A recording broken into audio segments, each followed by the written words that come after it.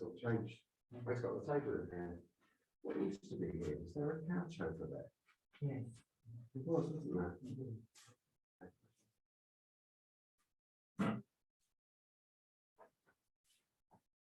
Is the rabbi in the basement mattress?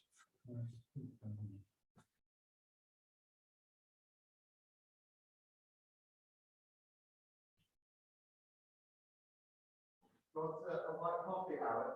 Yes, please, yes.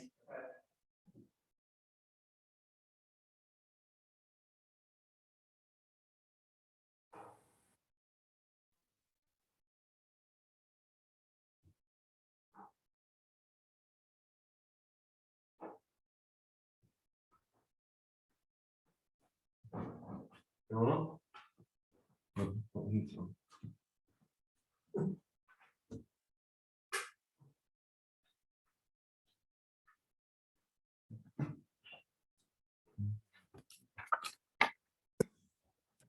Maybe on it.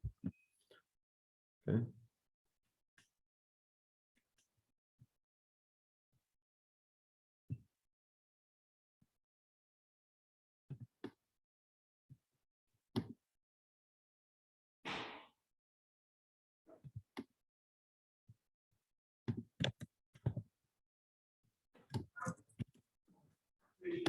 Yes, please, yes.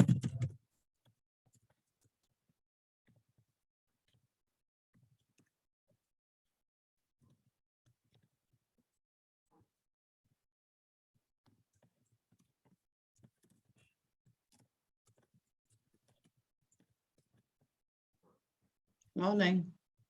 Morning, Pam. Julian there. Yeah, he's just making tea, I think. Okay.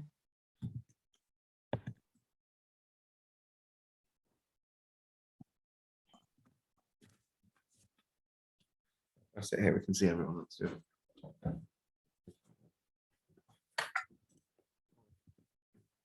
I can see Howard. Morning, Claire. Morning. Is that Howard? Howard? Morning, Claire. Who said that? That's Howard. Yeah, I'm gonna Oh, hello, Howard. do this. Screen here, and then we can see everyone. Oh, yeah, hopefully. Better. One picture.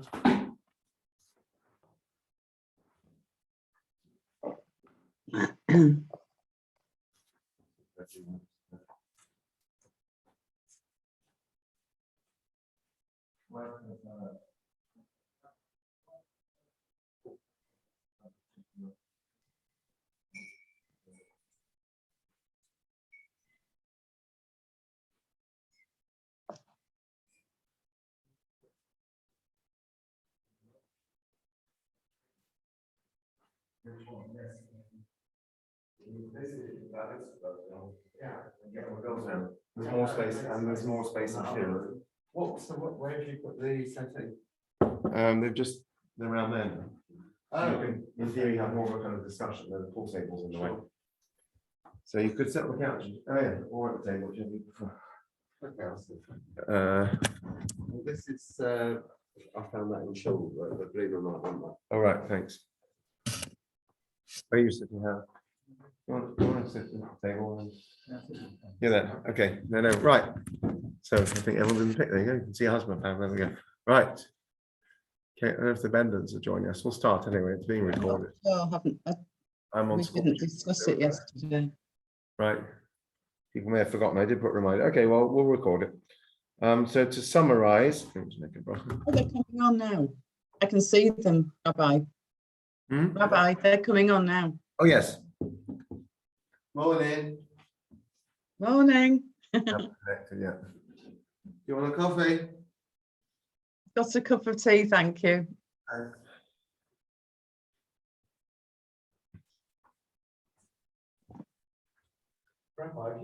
Morning. Hello, Brenda. Good morning. Morning. I Sorry. don't know if Lynn's in today. I've got my dressing gown on. I've got my video off. Okay. To have a look through stuff. Glad Right. you're here, though. Lynn's working from home. Yes. Yeah, that's fine. So you best bet, yeah. Right, morning all. Morning. Okay, So last week we finished off what was happening last week. Let's just quickly recap. We're on chapter 5. I'm just looking it up. I've got. Right, if you recall, they'd all done a bris milah, and they'd done the Pesach offering, and we spoke about the Yoshon and the Chadash, the new and old flour. And finally, we have this, I guess, angel appeared to Joshua. And he said, "Are you on my side?" Joshua said, "Yes, I'm with the Lord. Take off your shoe. This is a holy place." That's where we left it. I've just realized I've left the book in short. I'll be back momentarily. Sorry. It's too strong for your head. No, that's all right. It's a bit too strong for me. That's my fault, because I made it. Was that covered? Yes. It was.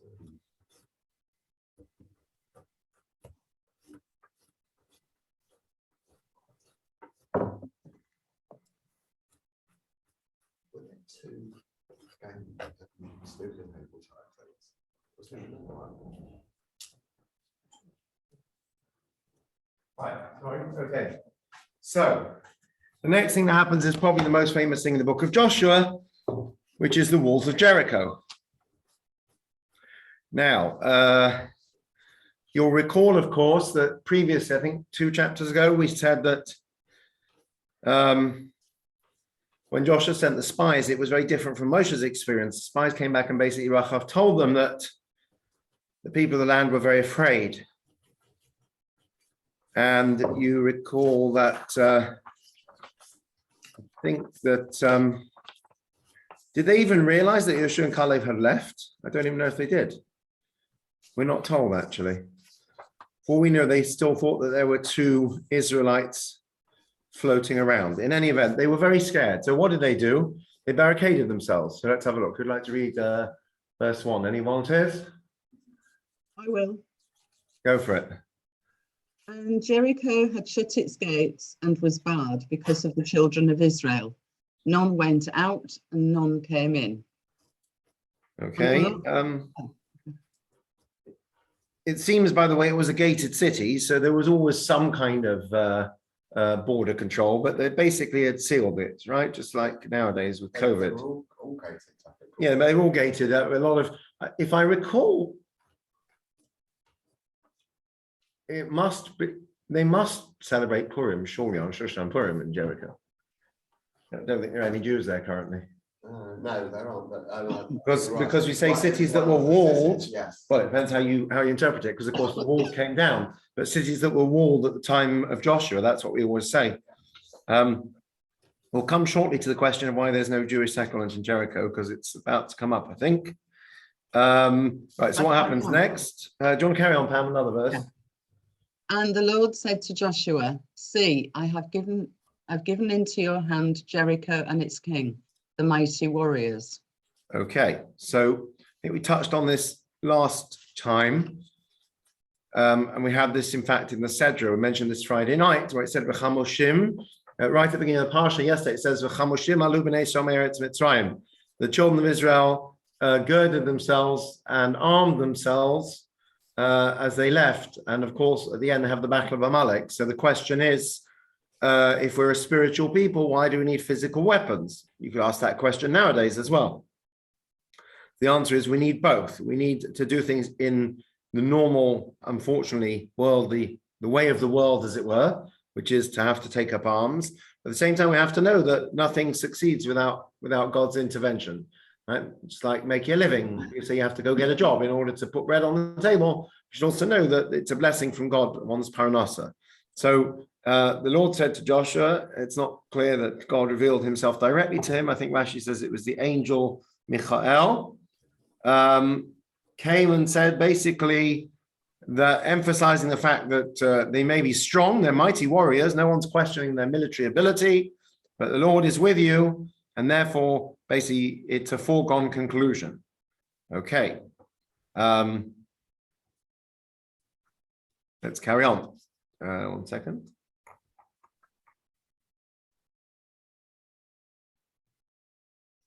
Yep.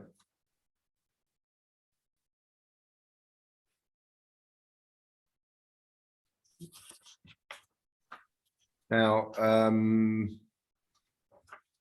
we're going to see later on that Joshua's going to get criticized for not spending time learning Torah as a preparation, but that doesn't come up yet. It comes up later on in this chapter. Okay, sorry, carry on. Yeah. Shall I carry on? Should we get someone else who'd like to read 3? Let's do 3 and 4 I'll together. read 3 if you like. Do 3 and 4. Go on. Okay, and you shall circle the city, all the men of war, go round about the city once. Thus shall you do 6 days. You want me to do 4 as well? Yeah, do 4 as well. Go on. And 7 priests shall bear 7 trumpets of ram's horns before the ark.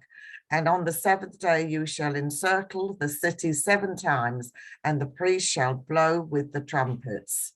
Okay, so once a day for 6 days.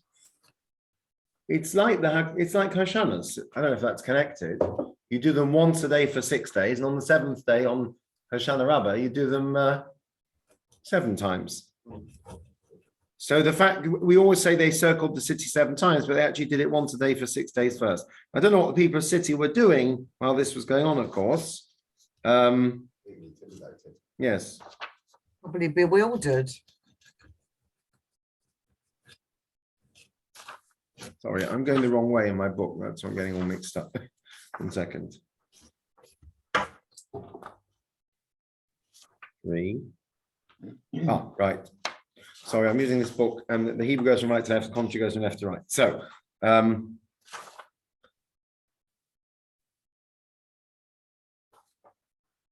right, it says they shall bear these shofars before the ark. So the ark was going around as well. So we've got a, you might say, you might know that, anyone remember why, I'm just going to come up later on in Tanakh, why it was Shlomo that built the temple and not David? Anyone remember the reason for this?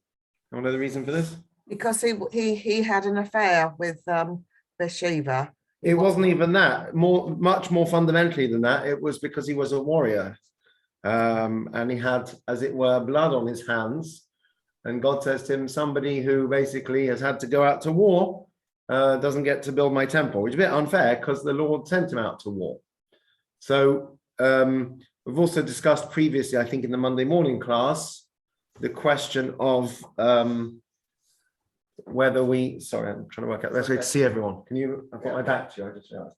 We've discussed in the Monday morning class previously whether we glorify war or not. And we've discussed the Mishnah in Shabbos, which says that you can't go out with a ceremonial sword on Shabbos because it's considered carrying. So there's discussion about that surely if it's symbolic, you know, when you see people in dress, just saw Prince Andrew and everyone's putting loads of pictures of him in his dress uniform with all his medals. And you have some kind of weapon, it's ceremonial. And that's, you know, it's the same way you might wear a necklace or a brooch but the halacha says you can't do that on Shabbos for ceremonial purposes. So Rabbi Sachs in his book, Not in God's Name, writes that the commentators say this is a proof that we don't glorify war. It's an unfortunate necessity.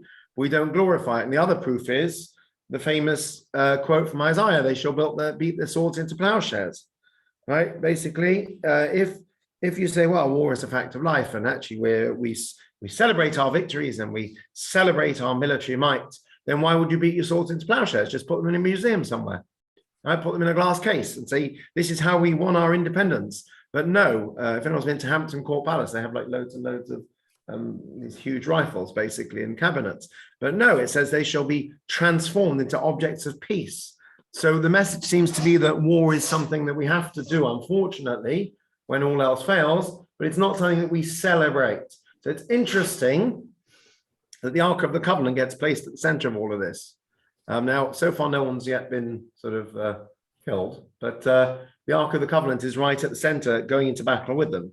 I suppose this is an allusion to the idea of, you know, holy war has connotations nowadays, but in Judaism, there is such a thing as a just war. There's such a thing as a Torah mandated war, which is called the Melchemet Mitzvah. And if you're not doing one of those things, then it's highly questionable whether you're allowed to take up arms. We do celebrate war on occasion, though, don't we? Because both Hanukkah and Purim have elements. Right. So interestingly, it's supposed to be spiritual. And yes, military. The two rabbinic festivals that we have, of course, both ultimately mark and Purim is certainly a physical victory, and Chanukah also. It's interesting. There's two different versions of Al Anissim. One talks about the wars, and one, I can't remember which is which. I think Nusach Ashkenaz speaks about Al Milchamot, and I think that Nusach Sfard and others speak about Al Niflaos, the wonders, rather than the wars, and take out the word war. They say, what was his name? Was it Ishai Leibovitz? There was a famous professor of Jewish, I can't remember who it was. He didn't like Purim because he saw it as a military thing. So he would go to Jerusalem on the first day and Tel Aviv on the second to avoid it, basically. I think it was Ishai Leibovitz. Chanukah is very much a military victory, although we play that down and we talk about the miracle of the oil. Yes, interesting, they're the more modern festivals. Yeah. And arguably most Yom Israeli HaSukkot. days, Yom HaTzmaut and Yom HaZikaron, involve obviously aspects of war. Yom Yerushalayim also. And people say, look, if peace in our time didn't work, and if Israel would lie down and sort of do nothing, then it wouldn't exist anymore. So it's quite easy to relate to examples of necessary but regrettably having to go to war. So in Torah, a just war, one that's mandated by Torah, basically, it's Joshua himself that's leading them, right? And we saw last week Moshe was the one holding up his hands and directing them to war. So it's not something we shy away from. And here we see that even the Ark of the Covenant itself gets taken into battle with them.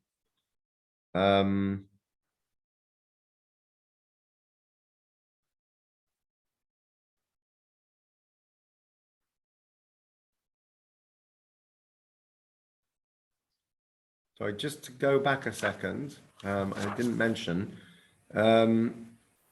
this heavenly when we said the Lord said to Joshua, see, I've given you the land of Jericho. This seems to be a continuation at the end of the previous chapter, where it says the man of God came to him, right, at night. So this seems to be a continuation of that. And we said that was Michal. So the commentaries say, what was he doing coming to him at night? So the commentaries say he actually came to him to tell him that you're going to battle tomorrow. You're supposed to be studying Torah. And we'll see later on that Joshua gets telling off for not basically studying Torah the night before, which reminds us of the spiritual importance of spiritual preparation for war. Right? So the religious soldier is somebody who takes his tefillin with him and makes sure to have the latest weaponry and strategy and training, but at the same time davens also to Almighty for salvation and for victory. So the Ark of the Covenant goes around with them. They circled the city, all the soldiers going around for 6 days. It seems like they only blew the shofar on the 7th day.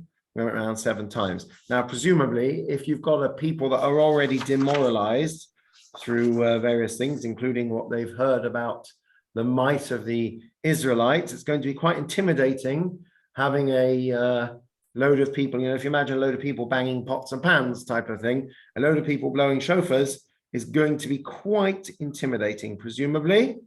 So far, there's no suggestion of any resistance, is there? Right, so what happens next? Verse 5, Julian or Howard, do you want to read that? Can you see that? Yeah. It shall be that when they make a long blast with the ram's horn, when you hear the sound of the trumpet, all the people shall shout a great shout, and the wall of the city shall fall down in its place, and the people shall go up, every man opposite him. Right, it seems that here trumpet and shofar is interchangeable, by the way. So when you have a long blast, that's the Tekiah Gedola that we blow at the end of Yom Kippur, right? The long single blast. Also, they would blow that in the Yovel year, the end of the Jubilee year.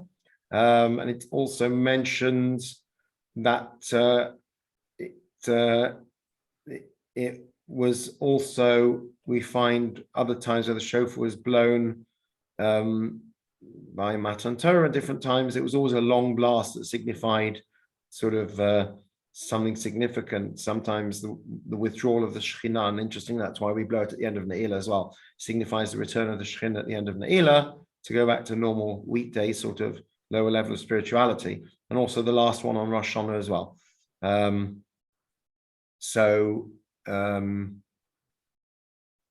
yes. What did they do? They circled the city. They blew a long blast at the shofar, and when you hear it, everyone should shout, right? There's a whole load of intimidation going on here. The wall shall fall down in its place, and the people should go up, every man opposite him. Let's just see what that means.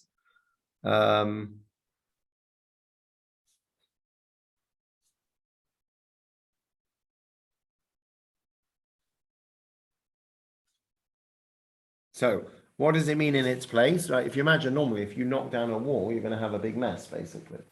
So sounds like basically it sort of imploded, it collapsed into the ground rather than toppling.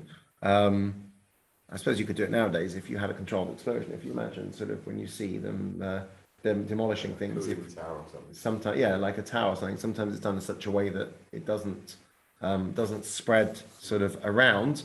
So basically, it imploded. The whole thing collapsed on itself into the ground, and basically everyone could then get through. So the wall basically sort of imploded on itself. Looks a little opposite him. So, 1 second.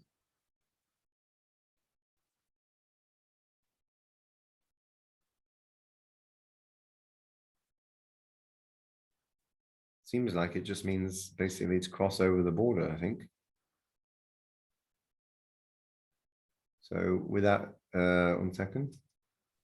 Yeah, it seems to be just saying basically the wall effectively disappeared. It didn't leave any sort of debris that would have prevented them from getting through. So when it says each man opposite himself, I think it basically means each person crossed where they were. So pretty much whatever happened to this wall, I don't know if there's any sort of theories about this. If you shout loud enough, things break, and opera singers and whatever. But anyway, so you can imagine there's a lot of noise going on. You know, if you're scared of the Israelites coming, and next thing you know, they're all blowing trumpets, screaming their heads off, and the walls collapse. That's going to be quite intimidating, presumably. Right? That's going to cause people to probably flee. There's no resistance so far. So let's see. So what happens next? Verse 6. How do you want to read? Oh, well, I'll give it to you. Sorry, yes. And Joshua the son of Nun called the priests and said to them, take up the ark of the covenant and let 7 priests bear 7 trumpets of ram's horns before the ark of the Lord. Okay. Who were the ones blowing the shofar? Was the Kohanim. So presumably it's fairly obvious that they would have also been in charge of the ark. Anyway, it says, let them take up the ark. And what happens next? So basically they cross into the city with the ark. Let's read number 7. I think we're back to the people online. Who wants to read number 7? I will. Yeah. And he said to the people, pass on and encircle the city and let the armed ones pass before the ark of the Lord. Right. So for some reason, it's not considered offensive to have soldiers armed right next to the ark, which bore the tablets, etc. That's considered okay. It's interesting. Even though David HaMelech was told that as a man of war, he couldn't build the temple, but here it's okay. We've got this dual-pronged approach. Right? We've got the ark, which is going forth, which has a certain, I guess, a certain majesty to it, and presumably was quite intimidating as well. This huge, remember, it had a gold, you know, it was made of gold, and it was all actually quite heavy. And you've got this huge thing with their holy book in it, which the Israelites are thundering towards you with, surrounded by their priests, who presumably looked quite, I don't know exactly what they wore on a daily basis, but they presumably looked quite impressive. And then you've got the soldiers, and the soldiers did protect the ark. So here again, you see that you need the military, but you also need the spiritual. Okay, so what happens next? I'll read. And it was when Yeshua spoke to the people, the 7 priests, there were 7 of them, bearing 7 shofars of ram's horns, passed on before the ark. They blew the shofars and the ark followed them. Right, so the walls have come down. You've got basically these Kohanim serenading the ark, the Aaron with shofars, and the ark following them. It seems like they were not concerned that somebody might, I don't know, attack the ark or something like that. I don't know if there's a significance to all these 7s. We normally say that 7 is the order of nature. 7 are the days of creation, 7 days of Hanukkah, and then the 8th day, the sort of is going above and beyond 8 is a miracle. 8 is beyond nature in some ways. 7 is always the order of nature. So maybe it's telling us that it wasn't something that was a supernatural phenomenon, but gave the impression of being a relatively natural phenomenon. I don't know how you make blowing shofars and stamping around and walls falling down appear natural, but there you go. Okay, Brenda or Jeff, do you want to read number 9? Yes, and the armed men went before the priest and blew the trumpets, and the rear guard came after the ark, the priest, going on and blowing with the trumpets. Right. This is very symbolic, right? By the way, who were these armed ones? So it seems they were probably from the 2.5 tribes. If you recall, when they were given land on the side of the Jordan, they promised that they would basically lead into battle. So it seems that this was the children of Reuben, Gad, and half of Manasseh who had said that they would be the ones to be in the advanced guard. It's very symbolic that you've got the advanced guard, then you've got the Kohanim and the ark, and then you've got rear guard. So you've basically got both the military and the spiritual. So again, it's to impress upon people that ultimately it's the power of God represented by the ark, that the shofars were not blowing amongst the soldiers, the shofars were blowing around the ark, highlighting the ark. So you've got this very important message. I don't know how much this comes up in sort of the IDF. I'm sure in the religious units, it's something that gets contemplated, that you have to have your spiritual strength as well as your physical strength. If you don't have your spiritual strength, you're not going to get anywhere. Okay, seems like they were marching while they were blowing, by the way. If you've ever seen like Remembrance Day and things, I used to play the trumpet. I never tried playing it whilst moving, but it doesn't look very easy. I don't think I could play a shofar whilst moving. I always tell the kids not to walk around with recorders in your mouth and things, because you'll probably fall and chip your teeth. But it seems that they were on the move and they were blowing the shofar, which is not as easy as it sounds. 1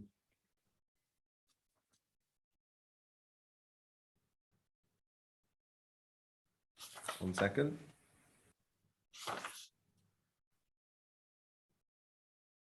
Now, we've got a strange verse here. We're going to have to stop in a moment, so I'm taking the kids to school. We've got a strange verse here. Next, it says, Yeshua commanded the people, you shall not shout, nor should your voice be heard, nor shall any word proceed out of your mouth, till the day I bid you shout, then you should shout. And then he caused the ark of the Lord to circle the city, going about it once, and they came into the camp and lodged in the camp. So the commentaries say, well, what's this business of telling them to be quiet? So it seems that they were so zealous that basically, even before he started giving his instructions earlier on, which is to circle the city once a day for 6 days, and then do it 7 times on the 7th day, they were already basically, getting excited and shouting and screaming. So this is, otherwise it makes no sense here. Why would he suddenly tell them to be quiet until he tells them not to? So the commentaries suggest this goes back to previously, that all of this so far was pretty much his instructions to them. And what happened subsequently. And he then had to say to them, don't do it yet. Just wait till I give the sign. That's how the commentaries explain it. Otherwise, it seems a bit redundant. Don't shout for joy. Don't cry out. Wait till we say, basically. I don't know if the first 6 days was done in stealth. I presume that the people of Jericho would have realized what was going on. Seems they were so fearful that they didn't do anything. But the commentaries say otherwise, this doesn't really make sense, to be honest, because why would they need to? Till the 7th day. Others say, till the 7th day. And the ark of the Lord then circled the city, and they came into the camp, and they lodged in the camp. So far, by the way,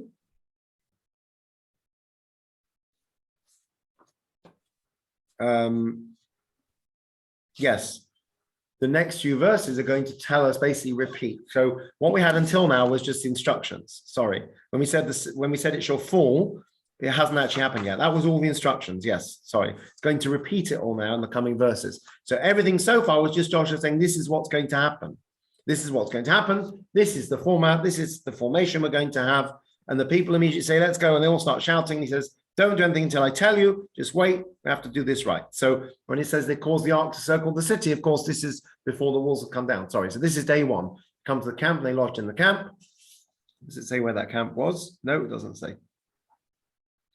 Doesn't mention. It seems it was Gilgal, which we'd mentioned, we'd mentioned previously. We're going to mention later on. It's the only camp that's ever mentioned. And basically, that's what they start to do. Unfortunately, that's going to have to be the cliffhanger. So you'll find out, well, you know what happens. You'll find out next week what happens when they actually do it. So Josh has given them these very clear instructions over a 7-day period. I think we're going to see, I seem to recall that the day the walls came down was Shabbos. Anyone else ever heard that? No. Maybe I'm misremembering. I mean, obviously the 7th day doesn't have to be Shabbos. You can count 7 days some other way. I seem to have a vague recollection, but I may be wrong. We'll see when we come to it. They would have ceased their activity. You would have thought so, wouldn't you? So when you're in war, you can't necessarily do that. No. Okay, so they've got their marching orders, they've got their instructions. Notice a few things going on here. Number one, so far there's no resistance or opposition. Number two, unlike whenever Moshe told them something and they all grumbled, you may recall that we said previously, right at the beginning of this book, they were much more amiable generally. Seems right. There's no dissent. No. Nobody says we don't want to go first. We'll get killed. They're basically Go back and have some cucumber around. extremely compliant, which you mentioned previously. They complained a lot less in Joshua's time. Poor Moshe. All those years, everyone moaning, and finally his successor takes over, and they stop moaning. Basically, it's interesting also that if you think about it, the whole business of the spies. One explanation we give is they didn't want to enter the land because they were going to then have to, work the land, and they were going to have to roll up their sleeves and not have such a spiritual existence. Nonetheless, seems once they're actually doing it, once they've crossed the river and they're on the way in, everyone basically falls into line. You often have that. I mean, it's a slightly completely different example, but if you look at the literature from before 1939, there were many great rabbis who basically, I want to say, yelled at the Jewish community, you must do teshuvah. There's terrible things coming. I guess people knew what Hitler had written in Mein Kampf, and people saw the clouds over Europe. And there are many documented cases of great rabbis and rebbes who basically exhorted their followers to do teshuvah before something terrible happened.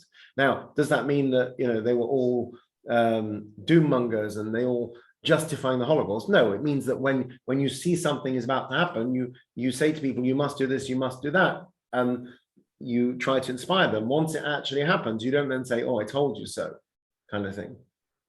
So that's a good example, but you have a similar thing here, that we know there was definitely the original spies didn't want to come into the land. That whole generation dies out. The new generation, and whatever reservations anyone may have had, the fact is, once you come into land, everyone falls into line. That wasn't always the case, as we know, throughout the 40 years in the desert. So it's a very different vibe, seems, in terms of the nation. There's no dissent, there's no complaining that we're told of.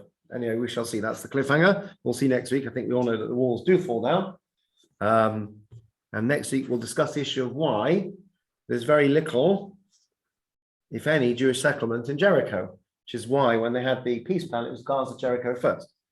And the answer is essentially that, and we'll see it in the text, and Rabbi Rapport pointed this out to me many years ago. When they had the peace process, I was a student, I said, why Jericho? He said, look in the Tanakh. We find that the first of everything is given to God, first fruits, firstborn. So same thing with Jericho. It says once it was destroyed, it was the first town they ever came across. It was basically consecrated to the Lord, never to be rebuilt. So there's never been substantial Jewish settlement in Jericho. I think there might be one shul there possibly. Which is interesting. We'll come to that anyway. Right. Thank you for joining us, everyone. Thank you. Go and get some kids off to school now. Yeah. And we'll see you all tomorrow. See you all tomorrow morning. I'll see you tomorrow. Have a good day. Yeah. Thank you. Bye. Goodbye, Pam. Bye. Bye, Brenda.